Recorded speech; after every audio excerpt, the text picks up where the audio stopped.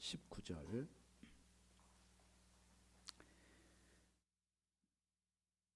(31절까지) 좀 길지만 한 절씩 한 절씩 교독하시겠습니다. 한 부자가 있어 자색 옷과 고운 베옷을 입고 날마다 호화롭게 즐기더라.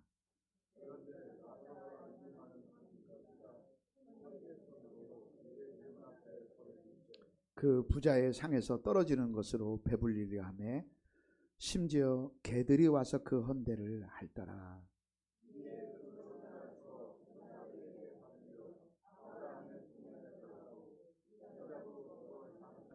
그가 음부에서 고통 중에 눈을 들어 멀리 아브라함과 그의 품에 있는 나사로를 보고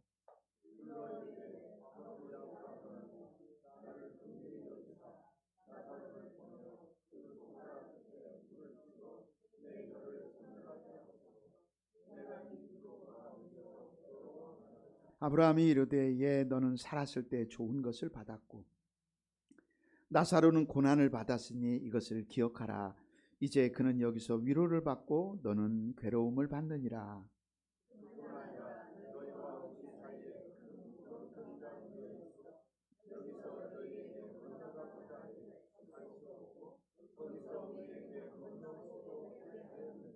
이르되 그러면 아버지여 구하노니 나사로를 내 아버지 집에 보내소서.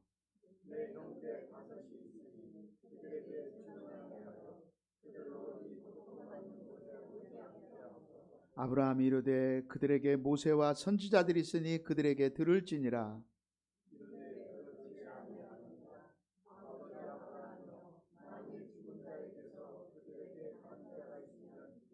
같이 읽겠습니다. 이르되 모세와 선지자들에게 듣지 아니하면 비록 죽은 자 가운데서 살아나는 자가 있을지라도 권함을 받지 아니하리라 하였다 하시니라. 아멘. 4월은 삶과 죽음, 죽음과 삶이라는 주제로 함께 은혜를 나누고 있습니다. 오늘은 세 번째 부자와 거지 나사로입니다. 우리 기독교의 이야기는 삶과 죽음이 아니고 삶과 죽음 그리고 죽음과 삶입니다. 이건 기독교의 이야기고 바로 진리입니다. 사람들은 삶과 죽음까지만 이야기를 하거든요. 그러나 하나님의 말씀은 죽음 너머에 영원한 삶이 있음을 우리에게 가르쳐주고 계십니다. 그래서 예수님께서 요한복음 11장 25절에 나를 믿는 자는 죽어도 살겠고 또 살아서 나를 믿는 자는 영원히 죽지 아니하리니 이것을 네가 믿느냐 그랬습니다. 그죠?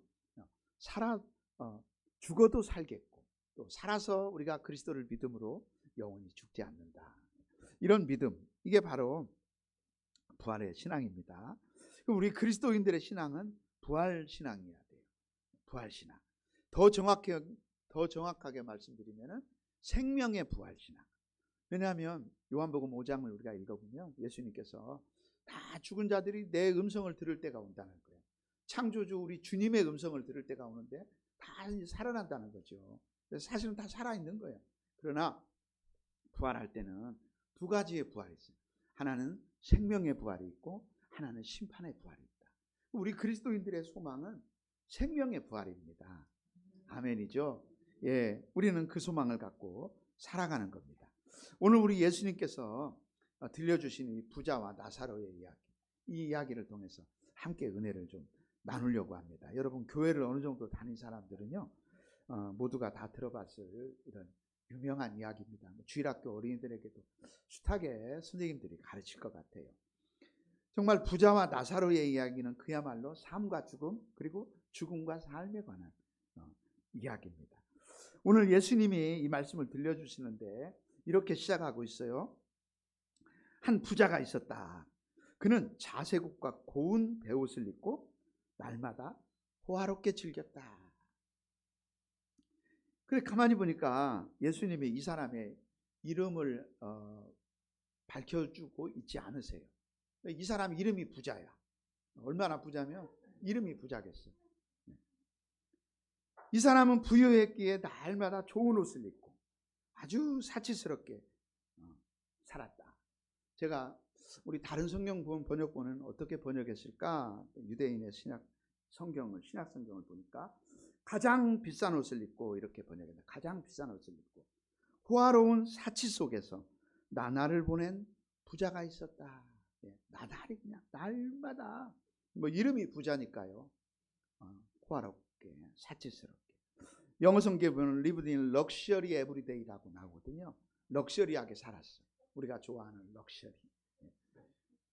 그런데 이 사람의 집 앞에 정반대 한 사람이 버려진 채 있었어요. 그런데 예수님이 이 사람 이름을 가르쳐 주셔요.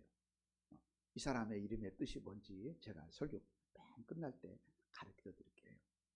중간에 집에 가시면 안 되겠죠, 그렇죠? 네. 그 사람의 이름은 나사로인데 거지라고 이렇게 표현해 줍니다. 시골에서 옛날에 살면서 마을에 진짜 거지 많이 왔어요. 무서운 사람들도 오고요. 그랬는데 예수님이 말씀하시는 이 나사로는 몸이 많이 아픈 상태. 너무 불쌍해요. 몸이 거지에다가 몸까지 아파. 많이 아파. 성경에 보니까 헌대투성이었다. 피부에 문제가 생긴 거예요.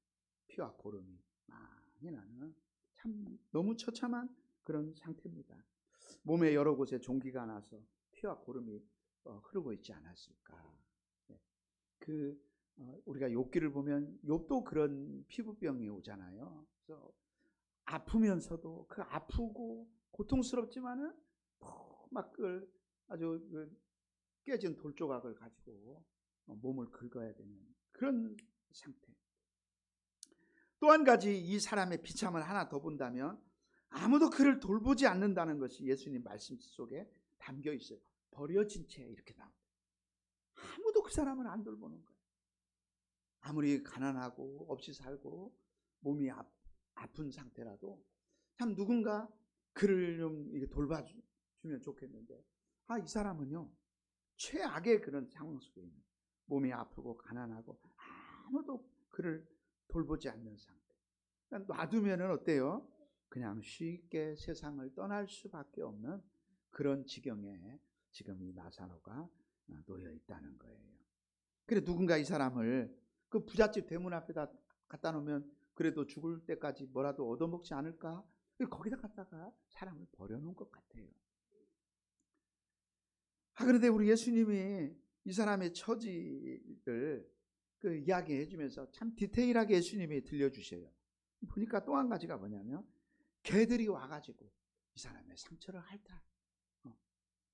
참 그냥 이 부자는요 좋은 옷 입고 날마다 호화롭게 살았다 끝인데 이 나사로에 대한 이야기는 예수님이 좀 더 자세하게 들려주고 있습니다. 가장 행복한 사람과 가장 비참한 사람. 이 가장 행복한 사람과 가장 비참한 사람이 대문 하나를 사이에 두고 살고 있는 거예요. 우리 사람들은 이런 광경을 보면 이런 생각하고 말하거든요. 하나님이 사랑의 하나님이시라. 우리 하나님이 긍휼의 하나님, 정의의 하나님이시라. 우리 사람이 하나님의 형상대로 지음을 받았더라. 하나님이 전능하신 분이라면 사람 사는 세상에 이런 꼴을 우리 하나님이 왜 보고 계실까? 그렇죠? 항상 질문을 던지는 그런 생각이 우리의 마음과 생각 속에서 스쳐가는 거예요. 그걸 가리켜서 신정론이다. 신정론. 과연 하나님이 세상을 다스리고 계시느냐? 이렇게도 불행하고 이렇게 슬픈 일이 있을 수가 있느냐? 사람들이 생각하고 질문하게 된다는 거죠. 그렇습니다. 우리 하나님을 믿는 사람들도 세상의 부조리, 참 불합리한 걸 보면서 어떻게 저렇게 이렇게 한 사람이 한평생 살다가 세상을 떠나가는데 이렇게도 불합리할 수가 있는 그런 생각들을 갖게 되죠. 제가 한 번씩 이 신정론을 설교 시간에 언급하는 것 같아요. 그렇죠? 여러분들도 한 번씩 들었죠? 시편을 읽어보면 많이 나와요. 우리와 똑같은 성경을 가졌던 사람들이 기도하는 사람들, 늘 하나님을 바라고 의지했던 사람들도 이 세상의 불합리함을 보면서 하나님께 질문을 던지는 거예요. 특히 시편 73편, 그렇죠? 악인의 형통함을 보고 진짜 하나님 시험 들었습니다. 하나님 앞에 시험 든 거예요. 그렇죠? 욥도 그렇고요. 하박국은 하나님 앞에 따지지 않습니까? 하나님, 세상에 왜 이 모양입니까? 하나님, 왜 이렇게 세상이 썩었습니까? 막 그러면서 하나님 앞에 질문합니다. 철학하는 신학자, 하나님께 질문을 그렇구나. 21세기를 살아가는 우리들만 그런 게 아니라 과거에 살았던 하나님의 사람들도 그 시대 속의 부조리를 보면서 왜 이렇게 불합리할까? 왜 이렇게 차별이 심할까? 왜 이렇게 세상이 엉망일까? 하나님 어디 계십니까? 하나님 왜 정의를 실현해 주시냐? 하나님 왜 저놈 다리는 멀쩡합니까? 왜 저 인생은 저렇게도 못된 짓을 하는데 왜 저렇게 부자입니까? 하나님, 저 불쌍한 사람을 언제 구원해 주시오? 날마다 하나님 앞에 나가서 기도하는 하나님의 사람들의 기도는 언제 응답됩니까? 언제? 시편을 보니까 언제라는 단어가 많이 나와요. 하나님 왜 그렇습니까? 어찌하여? 그러거든요. 제가 고등학교 들어가니까 이런 철학적인 질문이 많이 일어나더라고요. 철학적인. 사람은 뭘까? 교회를 다니는데도 나는 왜 살까? 산다는 건 뭘까? 이런 생각들이요, 순식간에 이렇게 머릿속에 지나가더라고요. 근데 이 질문이 어느 순간에 일어났는데 그런 하루 이틀 지나면서 고등학교 시절에 그 생각이 자주 와요. 처음에는 어쩌다 한 번 왔는데 이게 자주 오더라고요. 자주 와. 골똘히 생각하게 돼요. 끝없이 질문하게 돼요. 나중에 군대를 갔다 와가지고 책을 읽기 시작하니까 그렇구나. 나만 그런 게 아니라 이 사람도 그랬구나. 똑같아요. 내가 고민하는 이야기를 자기들의 이야기로 깊은 그런 이야기로 문학에 담고 철학에 담아가지고 다 그런 질문들을 했더라고요. 여러분, 사실 우리들이 살아가면서 하나님 앞에 하고 싶은 이야기들은요, 성경에 다 있어요. 여러분 제 말 안 믿으시는구나. 성경에 다 있어요, 여러분. 예. 이 사람 왜 그랬대? 그렇구나. 성경에 다 있구나. 그들도 나처럼 나를 대신해서, 나를 위해서. 우리 예수님도 똑같아. 예수님도 이 세상에 살면서 온갖 꼴을 다 당하셨구나. 진짜 별꼴이야, 그죠? 우리 예수님도 별하별 꼴을 다 당하셨고, 하나님의 사람들도 이런 질문을 던졌고 이런 것 가지고 하나님 앞에 따졌고 항의했고, 그래도 별일을 다 당했구나 느끼는 거예요. 그래서 우리가 살기가 퍽퍽하고 세상이 엉망으로 보이고 내가 가진 이성으로 세상을 이해하기 어려울 때 우리는 말씀 속으로 들어가야 돼요. 예, 딴 데 들어가지 말고, 에라 모르겠다, 그리고 술집 들어가지 말고, 진짜 살기 힘들다, 퍽퍽하다, 진짜 속 터져 죽겠다, 그리고는 에라 모르겠다, 나도 그냥 가서 땡겨보자, 이런 거 하지 말고. 조집사님, 그 동네 그런 거 없죠? 좋은 동네로 가셨구나. 그런 거 하면 안 돼. 응? 우리 혜령 집사도 아무리 살기 퍽퍽해도 그거 안 돼. 말씀 속으로 들어가야 돼, 항상. 인간의 이성, 인간의 논리, 합리적인 그런 질문들이 내 시야를 흐리게 할 때 여러분 꼭 하나님 말씀 속으로 들어가요. 여러분 부탁해요. 그렇게 해야 됩니다, 여러분. 그렇게 해야 돼. 항상 그렇게 해야 되고 꼭 그렇게 해야 돼요. 말씀 속으로 들어가지 않는 사람들은 넘어집니다. 우리 예수님이 뭐라고 말했어요? 나로 인하여 실족하지 않는 자는 복이 있다. 예수님을 보면서도 시험 들 수 있어. 목사만 보면서 시험 드는 게 아니에요, 여러분. 예수님 시대에 많은 사람들이 예수님 보면서 실망했어. 요한복음 6장 봐봐요. 다 가잖아. 다 가잖아. 그러니까 예수님도 다 가니까 제자들한테 물어봐요. 너희도 갈래? 너도 갈래? 그때 베드로가 주여, 영생의 말씀이 여기 계신 우리가 네게로 가오리까? 말씀 속으로 들어가요. 제가 항상 그러잖아요. 어느 날 주님이 제 마음에 그런 감동. 하나님 말씀을 안고 뛰어라. 떨어질 거 알아요. 또 마음이 무거워지고 또 시험이 찾아오고 하나님이 하시는 일이 다 이해 안 되는 또 찾아와. 그러나 말씀을 안고 우리는 뛰는 거야. 열심히 떨어질 줄 알지만 뛰는 거야. 그러다가 또 어느 날 뛰다가 이제 안 내려오는 날이 있어. 그날은 하늘로 올라간 날이야. 말씀을 안고 뛰어라. 예, 뭐 목사는 안 그러겠어요, 그렇죠? 우리는 이 세상 사는 동안에 땅으로 떨어지는 존재야. 지구가 나를 당기는데요. 예? 지구도 바빠요. 나 당길라, 돌라, 정신이 없어. 그냥 우리 떨어질 줄 알지만, 그러나 그럼에도 불구하고 말씀을 안고 번쩍번쩍 뛰는 거예요. 말씀을 안고 뛴다는 것은 하나님의 말씀으로 살아낸다는 거예요. 그 순간을. 너 왜 슬퍼하냐? 너 왜 절망하냐? 왜 주저앉았냐? 또 하나님 말씀 속으로 들어가서 뛰고. 네?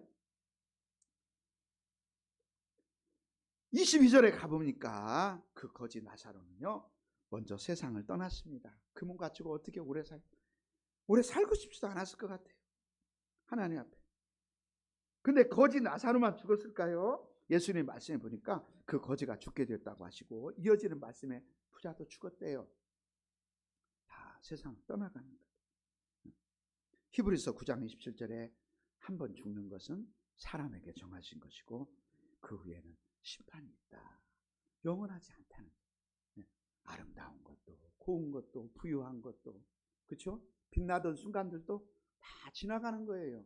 여러분, 제가 우리 학생들에게 자꾸 글쓰기에 도전을 주려고 제가 이제 오래전에 썼던 이런 글들은 강의 안에다가 집어넣어요.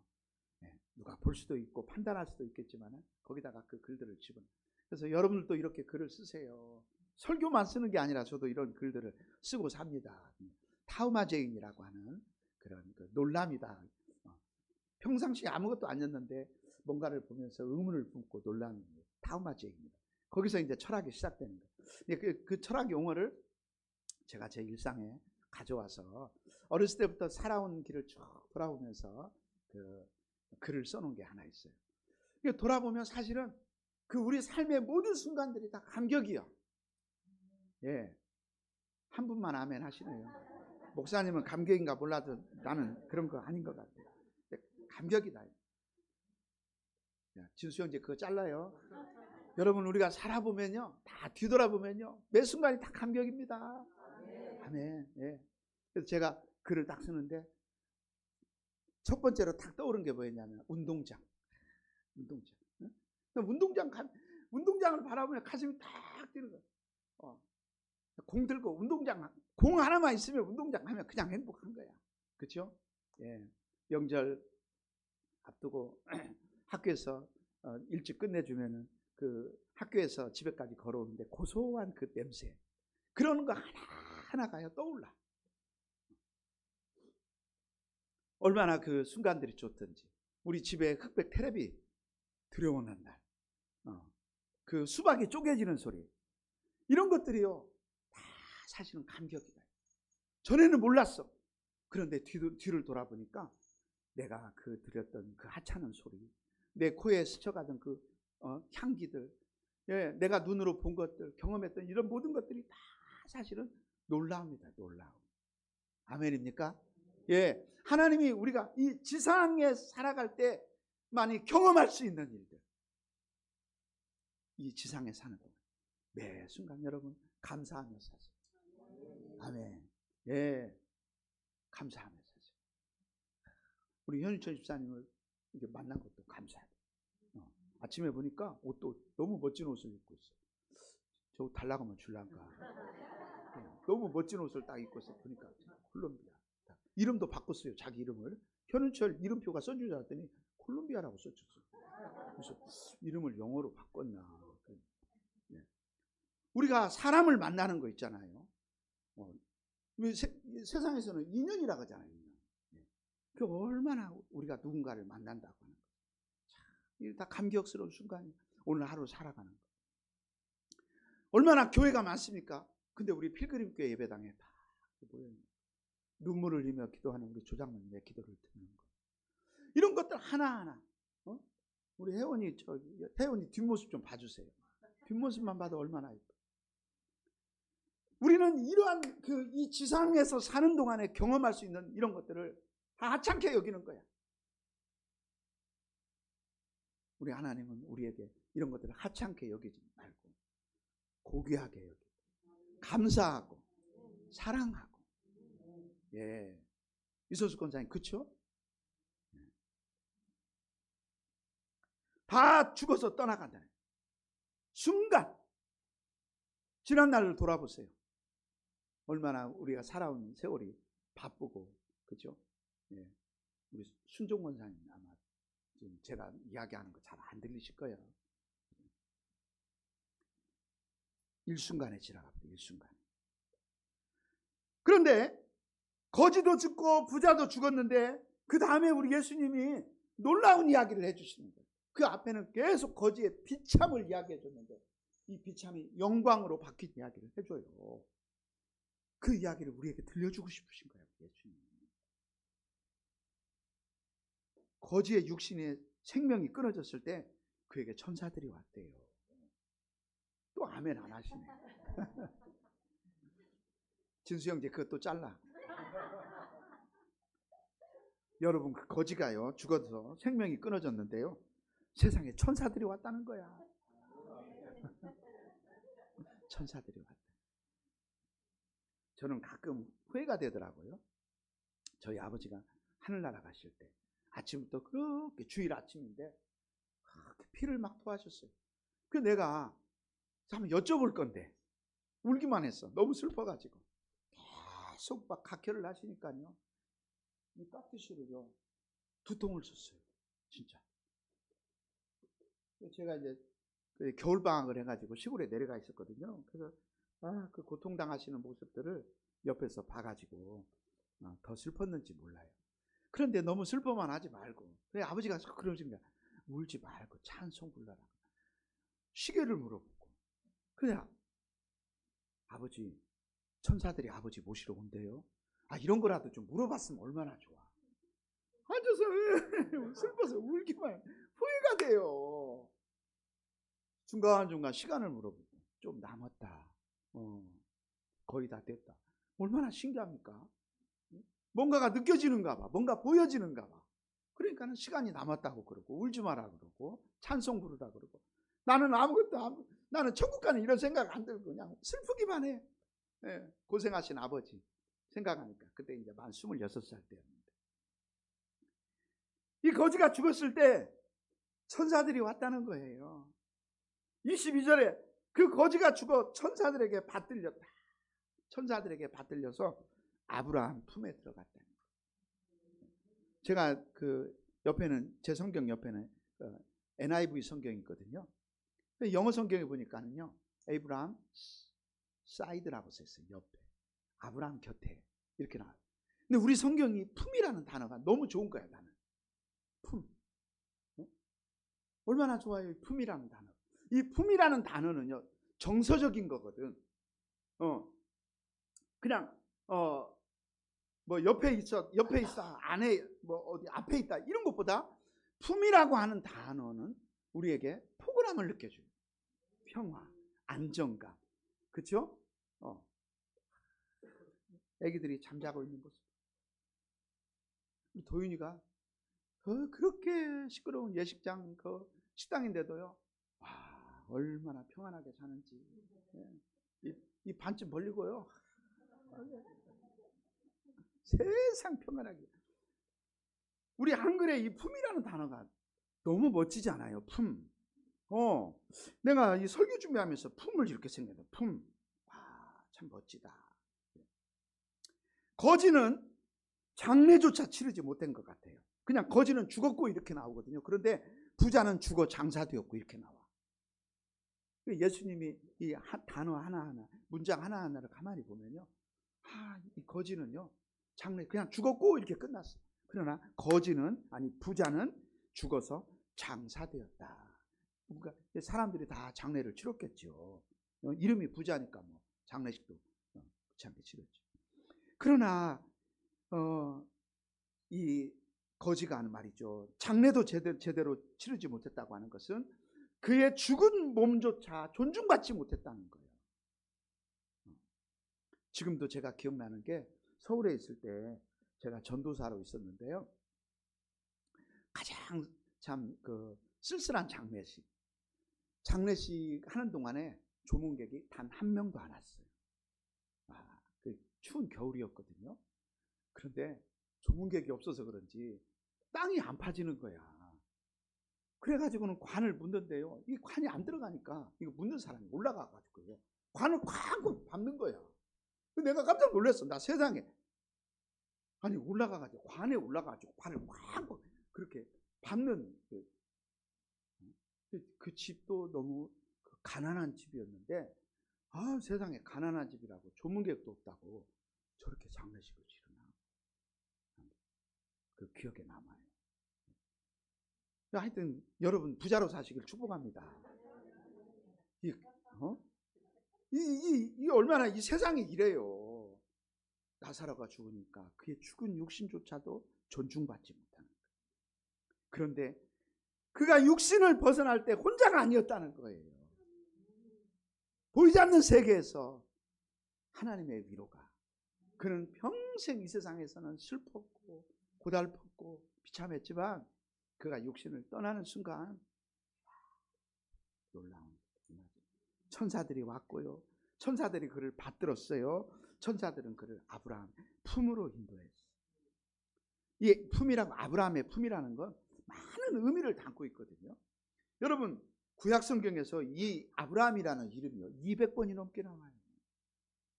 제 이름 나올까요? 안 나올까요?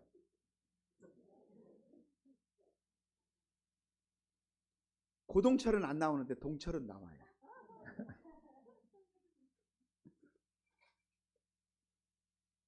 그런데 200번이 넘게 나와요.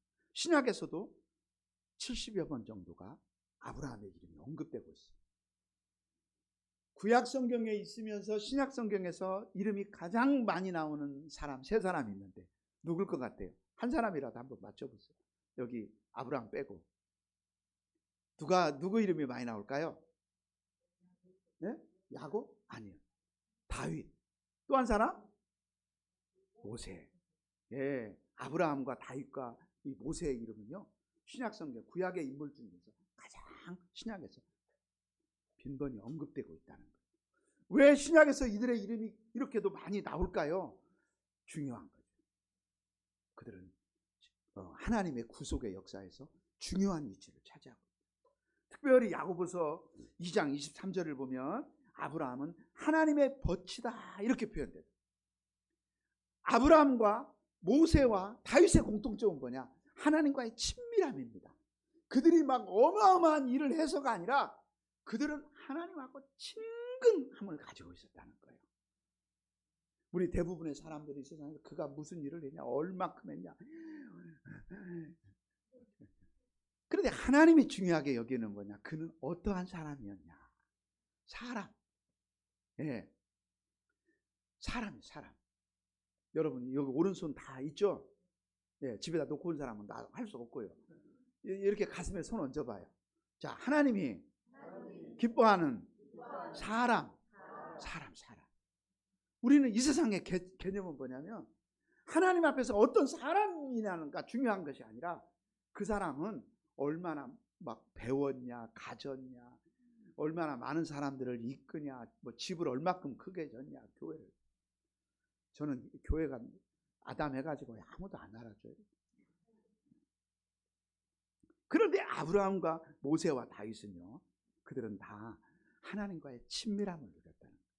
여러분 이 세상에서 대단한 일을 하지 않아도 하나님과 친한 사람 되길 축복합니다. 하나님께서 안다.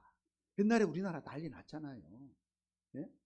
어떤 분이 이렇게 입신 같은 데 들어가 가지고는요 예수님을 만났대요. 그때 조용기 목사님, 그 다음에 현신의 권사라고 하는 분이 있어요. 또 한 분이 누군가 물어봤대요.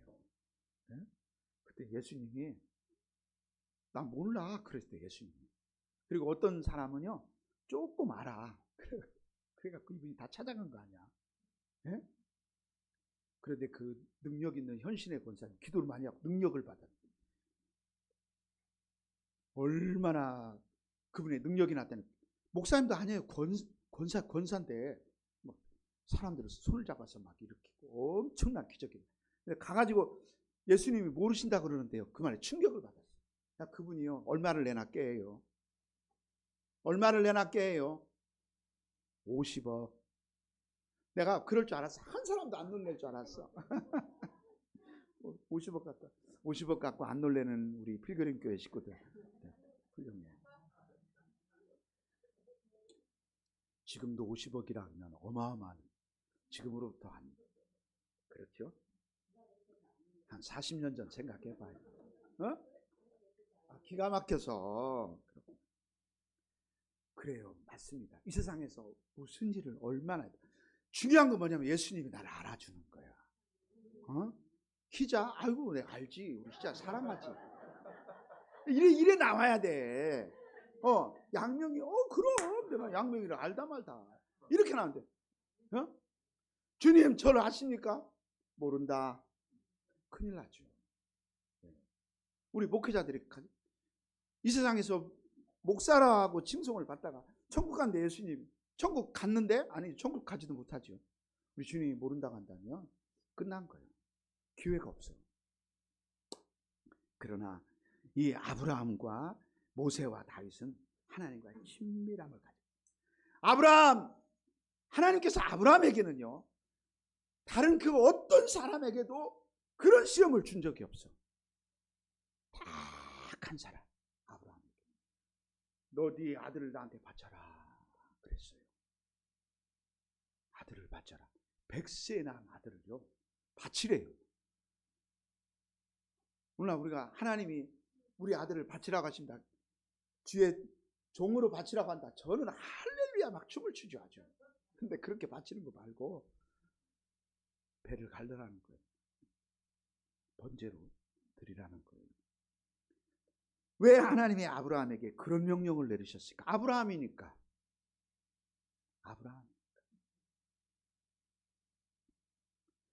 다시 돌아와서 거지가 죽어서 천사들에게 받들려 아브라함 품에 들어갔습니다. 비참했던 인생이 크나큰 영광을 입었다는 거예요. 그죠? 예. 마태복음 1장 1절 어떻게 시작하죠? 이것도 지워야 되겠네. 아브라함과 다윗의 자손 예수 그리스도의 세계라. 이렇게 시작하죠. 아브라함과 다윗의 자손 예수 그리스도의 세계라. 신약이 열리면서 첫 번째 딱 나오는 이름이 아브라함이야.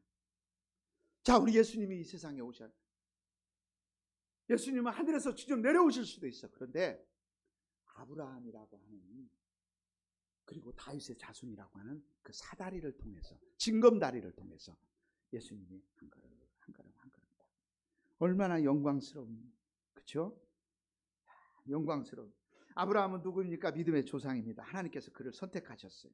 하나님께서 세상을 구원하시기 위해서 이 세상에 오실 때 아브라함의 혈통이라고 하는 그 사다리, 그 징검다리를 하나하나 밟고 이렇게 마치 우리에게 다가오신 것처럼.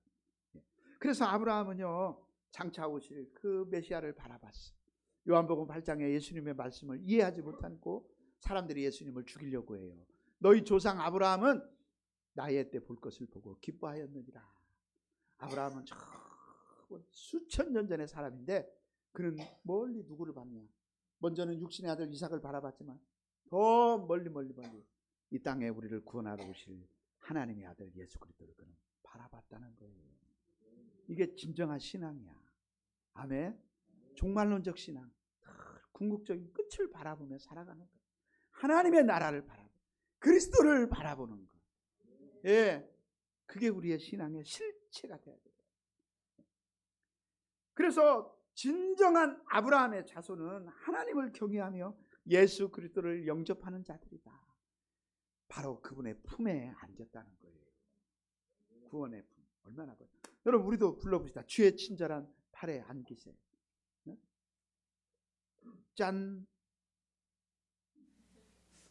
그 진작 준비해놔야 돼. 주의 친절한 발에 안기세 우리 마음이 평안하리 항상 기쁘고 복이 되겠네 영원하신 발에 안기세 주의 발에 그 크신 발에 안기세 주의 발에 영원하신 발에 안기세 주의 친절한 발에 안기세 우리 마음이 평안하리 항상 기쁘고 복이 되겠네 영원하신 발에 안기세 주의 발에 크신 발에 안기세 주의 발에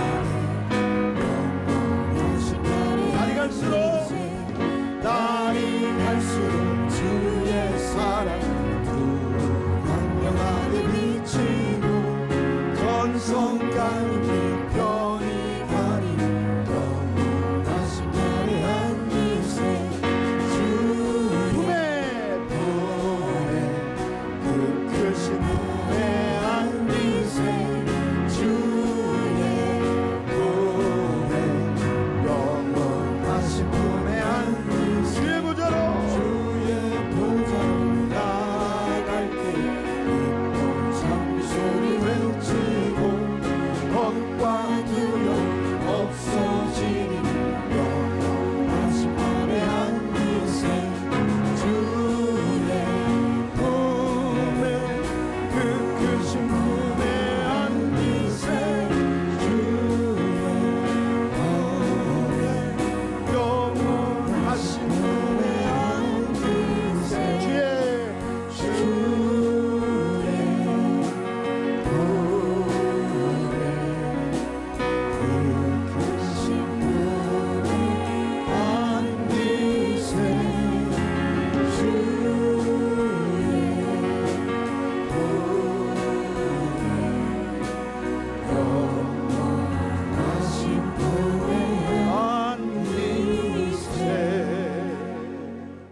아멘.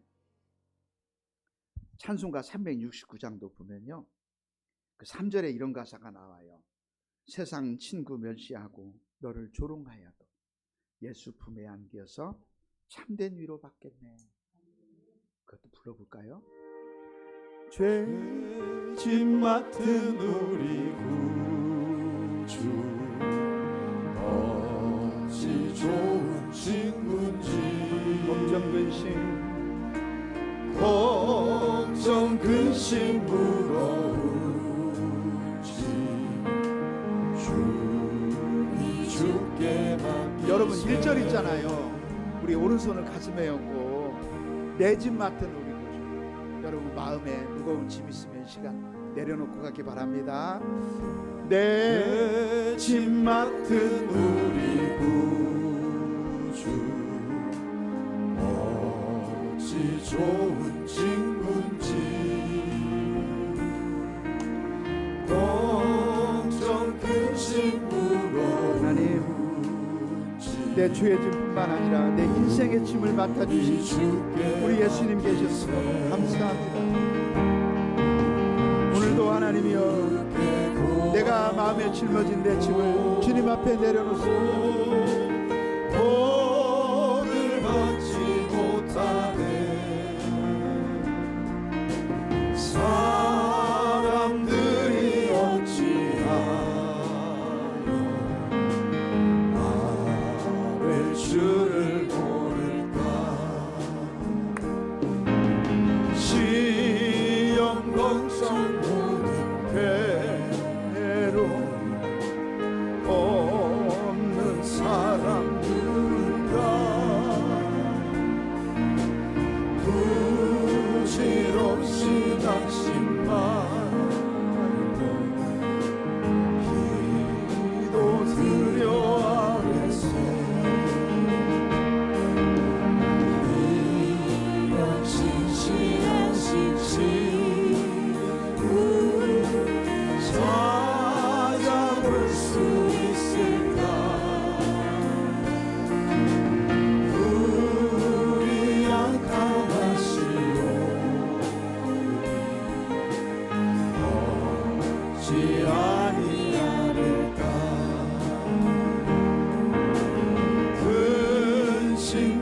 어쩜 부러운지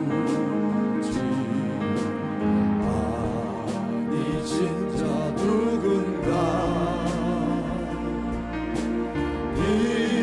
비난처는 우리 예수 주께 기도드리세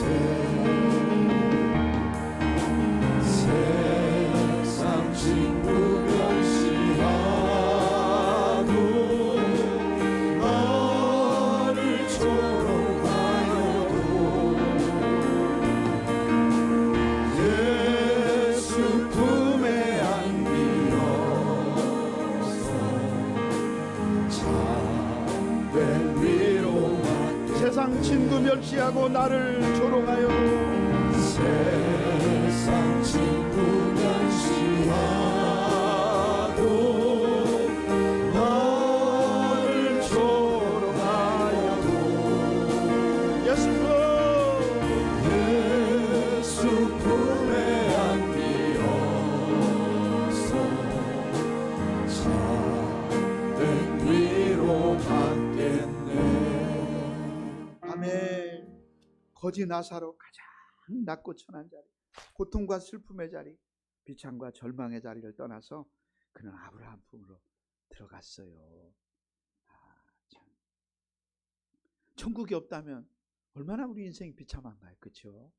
하늘의 소망 갖고 저와 여러분 살아가길 축복합니다. 여러분, 사람이 세상에 살면서 추구해야 될 가장 중요한 것은 구원입니다, 여러분. 항상 우리 마음에 구원을 갈망해야 돼요. 목사님 저도 마찬가지. 구원을 갈망해야 돼. 하나님 천국 가기 원합니다. 예, 주님 품에 안기기 원합니다. 사도행전 16장 30절에 바울과 실라가 감옥에 갇혔는데 그 감옥 밖에서 간수가 있는 거예요. 바울과 실라는 지금 매 맞고 손과 발에 쇠사슬에 묶여 있어요.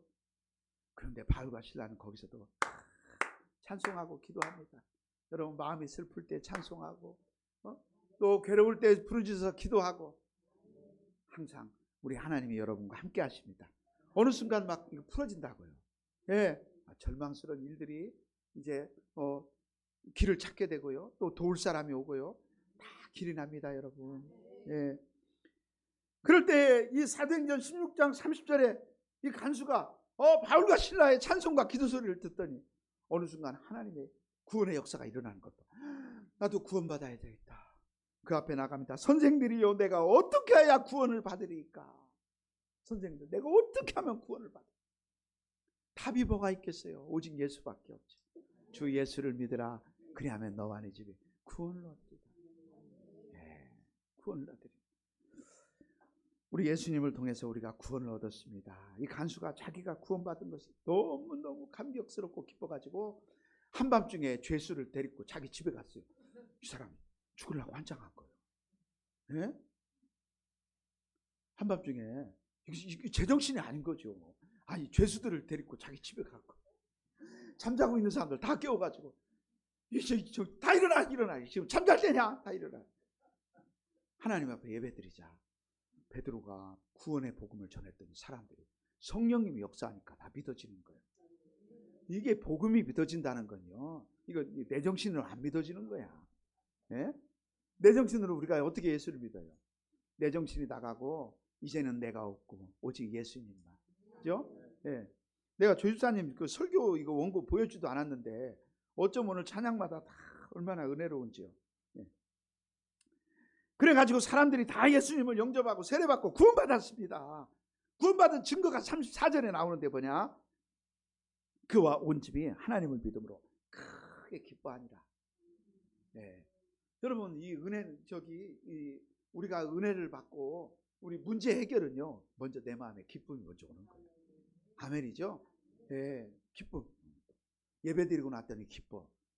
일들이 다 잘 되려고 그러는 거예요. 아멘이죠? 예. 내가 하나님 앞에 맡기고 돌아가는데 기뻐. 한나가 그러잖아. 한나가 얼마나 마음이 괴로웠는지 사는 재미가 없어. 그래가지고 하나님 같으면 살맛이 나겠냐고, 하나님 내 입장이면 기도할 마음이 나겠냐고 막 그러면서 기도했어. 그랬더니 하나님께서 은혜를 주니까 그 한나가 돌아가서는 다시는 수색이 없습니다. 마음의 기쁨이에요. 구원받은 기쁨, 예? 응답받은 기쁨. 구원을 갈망하지 않고 구원을 기뻐하지 않고 구원을 생각하지. 이런 사람들이 얼마나 많은지 몰라요. 여러분, 돈이 없어서 거지가 아니라 정말 구원의 감격을 여러분, 우리는 거지야. 구원의 기쁨이 회복돼야 돼. 우리 목사님이 그러더라. 돈 없는 것은 거지 아니다. 내가 구원의 감격과 기쁨을 잃어버렸다면 나는 거지야. 오늘 여러분 부자 돼서 예배당을 나서기를 축복합니다. 목사님, 구원의 기쁨이 넘칩니다. 예수님 때문에 감사합니다. 예, 내가 하나님 자녀가 돼서 감사합니다. 제가요, 목회하면서 돈 없어서 괴로웠어요. 한 달 한 달 지나는 게 고통이야. 오늘 또 갔다 하나님. 내일 아침에 눈에 안 떴으면 좋겠어요. 제가 그러고 막 잤다니까요. 아침에 새벽에 일어나려면 이게 다리가 이렇게 구부러져야지 양말을 신지. 스트레스가. 여러분, 이제 제 머리가 많이 났더라고요. 네? 아니 정말이에요. 머리가 빠지고요, 잇몸이 막 헐어지고요, 허리가 아프고. 전 몰랐어요. 이게 스트레스라는 게 이렇게 무섭구나.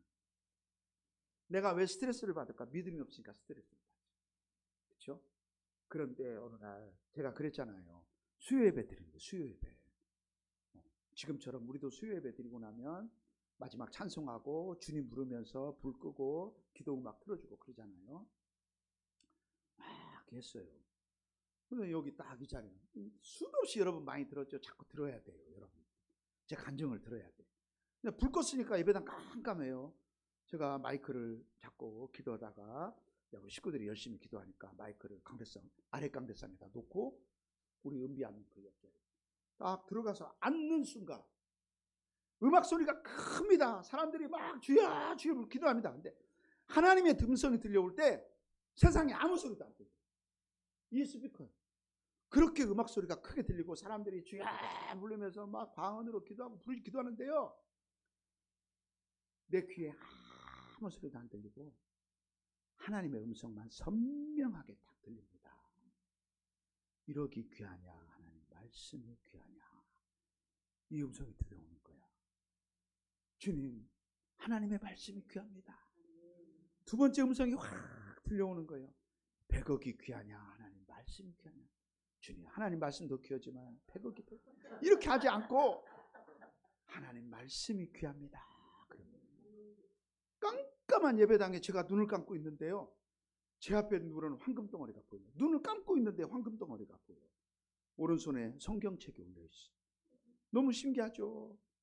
하나님 황금 덩어리를 내려놓고 하나님 말씀을 끌어안고 얼마나 울었는지 잊을 수가 없죠. 그 음성을 잊을 수가 없어.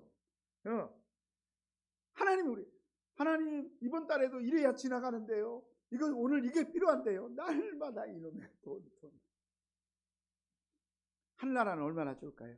돈이 없어도 사니까. 그렇죠? 여러분들도 하루하루 힘들죠? 예, 그렇습니다. 그런데 하나님은요, 그렇게 말씀하시는 거예요. 하나님 말씀을 사랑하는 거예요. 그런 은혜를. 그때 만약에 제가 날마다 교회가 부유했다면 나는 그런 은혜를 받을 수 없는 거야. 그런 음성을 들을 일도 없는 거야. 그런데 하나님이 나를 찾아와 주시고 그 음성을 들려 평생 잊지 못해요. 제가 이 간증을요, 많은 사람들에게 해줍니다. 우리 신학생들에게도 해주고요, 친한 목사님들에게도 해주고요. 하여튼 죽을 때까지 써먹으려고 그래요. 그러나 부자는 어떻게 됐을까요? 세상에서 부자에서 날마다 값비싼 옷 입고 사치하며 살았는데 그것뿐이었어. 이 세상뿐이라고. 다 지나가는. 그는요, 나사로가 간 곳을 가지 못했어요. 거기를 가야 되는데 나사로가 간 곳을 가야 된다. 저희 큰 누님이 저기 강경 거기 사셔요. 논산 그쪽에. 그런데 교회 다니시다가 교회에서 집사님 했는데 어느 날 시험이 들었어. 시험이 크게 들었지. 그래갖고 교회를 잘 안 가셨어. 그래서 제가 이제 우리 매형, 큰 매형 하늘나라 가시고 그래서 우리 아버지 이야기를 들려주면서 또 손을 잡고 그랬어요. 하늘나라 가서 아버지 계신 곳 가야 될 거 아니냐고. 우리 육신의 아버지. 엄마도 거기 가실 건데. 그래서 시험 들어서 교양 그렇게 하지 말고, 교회는 시험이 줬을지라도 구원은 우리 예수님이 주는 거니까. 그렇죠? 예, 여러분 시험 들어도 교회 잘 나오라고요. 교회는 원래 시험 주는 곳이에요. 구원은 예수님이 주잖아. 예? 23절에 보니까 그는 고통 중에 있어. 뒤바뀌어 버렸어. 이 세상에서의 그 행복은 잠깐이지만 고통은 영원해. 나사로도 그래요. 고통받고 괴로움 당하는 건 이 세상뿐이었어. 그는 영원한 하나님의 나라에 들어갔습니다. 예, 천국은 얼마나 아름다울까요? 이 세상에 어저께 1000m가 넘는 산에 올라가서 바라봤어요. 저쪽에 남은 지리산 대청봉이 보이더라고요. 거기는 알려주더라고요. 이렇게 사진 보면 저희가 지리산 정상이다. 근데 그 높은 곳에 올라가서 사방을 보니까는요, 얼마나 그 바람이 시원하고요. 그 옆에 피어있는 또 진달래꽃이 아름답고요. 죄로 이렇게 망가지고 사람들이 그렇게 많이 망가뜨린 이 세상도 가서 보면 감탄이 나와. 그런데 하나님이 만드시고 하나님의 자녀들에게 주려고 숨겨놓은 그 하나님의 나라는 얼마나 영광. 난 천국 들어가는 순간에 기절할 것 같아. 또 말은 나와서 일단은 기절 한번 하고 시작할 것 같아. 그 나라를 우리 사모하며 살아야 되겠어요. 여러분, 제가 성경을 보는데요, 정말 그 나사로는 너무 배가 고파서 떨어지는 상에서 떨어지는 그 부스러기, 또 그 음식을 이게 먹고 살았다면, 지금 이 부자는 음식을 구할 형편이 아니야. 이 부자가 뭘 구하는 줄 아세요, 여러분? 이 손끝에 적셔진 물 한 방울. 음식을 구하고, 이 물 한 방울이라고 하는 이 표현 속에 그가 당하고 있는 고통을 다 표현해 주고 있어요. 물 한 방울만 찍어서 내 혀에다 적셔달라. 얼마나 고통과 괴로움이 심할까. 상상해. 우리는 그냥, 여러분, 제가 여기 본문을 여러분에게 설교하니까 말씀이 실감나지 않아요? 실감 안 나는구나. 괜히 물어봤어요. 이 말씀 한 거죠. 참, 여러분에게 이 말씀을 전하려고 항상 그러거든요. 도대체 어떤 말씀을 전할까? 하나님 말씀이 떠올라서 말씀을 읽고 있으면요, 어쩜 이렇게 하나님이 한 말씀 한 말씀 깨닫게 해주고 보여주고, 너무나 우리가 이 말씀들을 그냥 읽고 지나쳤구나 그 생각이 듭니다. 이 한 방울의 불이 얼마나 그에게 절박할까. 그렇죠? 세 가지를 이야기합니다. 기억하라는 거예요. 지상에서 너의 삶을 기억해라. 15장 25절 16장 25절이죠. 예, 너는 살았을 때 좋은 것을 받았고 나사로는 고난을 받았으니 이것을 기억하라. 지상에서의 삶을 기억하라. 우리는 이 세상에서 잘 살아야 되겠어. 아멘이죠. 아침에도 설교했는데 작은 소자에게 찬물 한 그릇 떠주는 것도 상을 잃지 않겠다.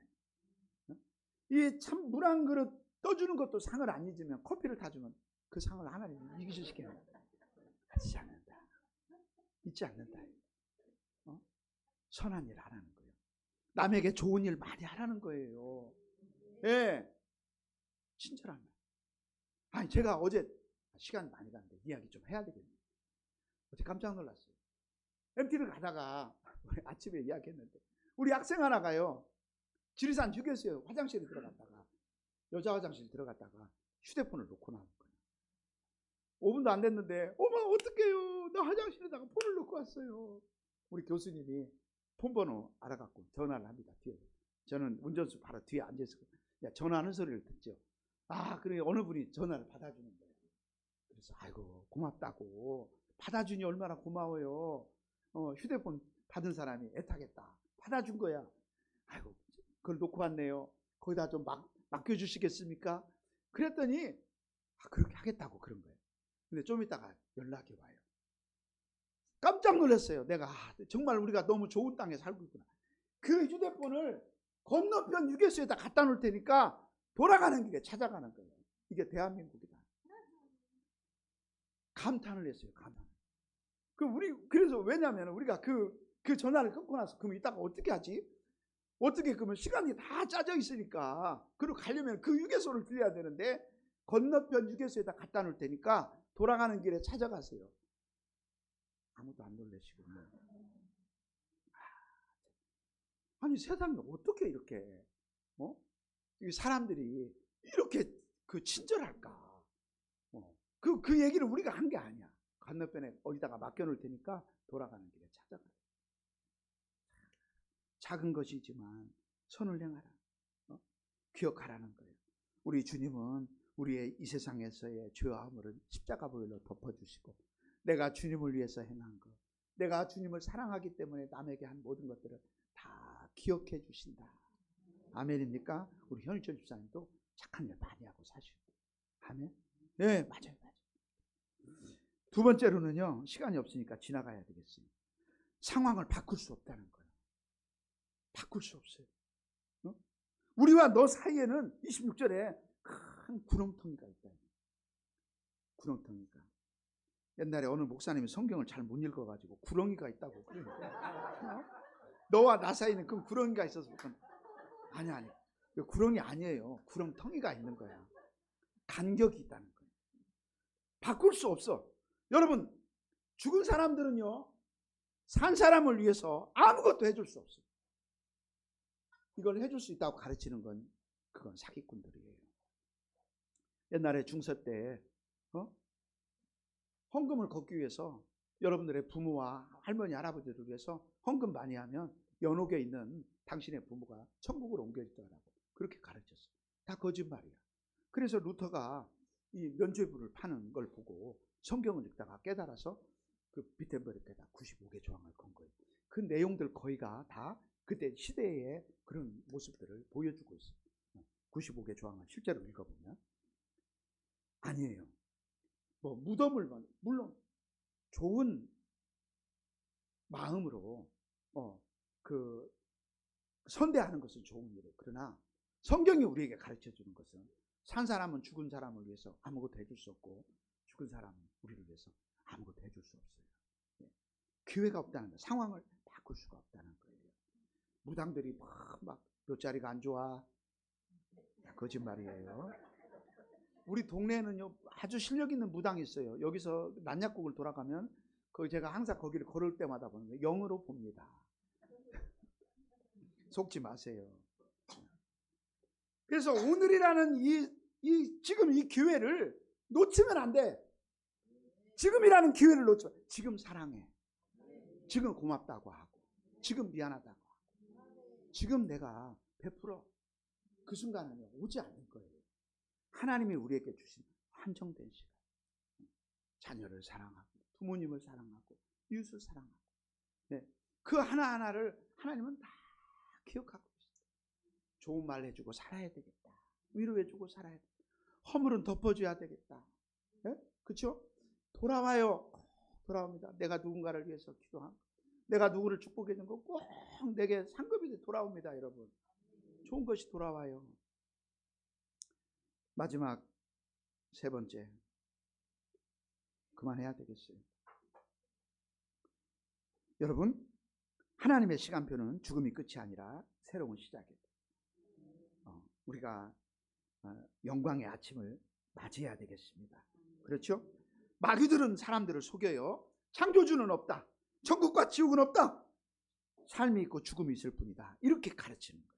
그러나 하나님은 우리에게 말씀합니다. 창조주 하나님이 계신다. 천국과 지옥은 있다.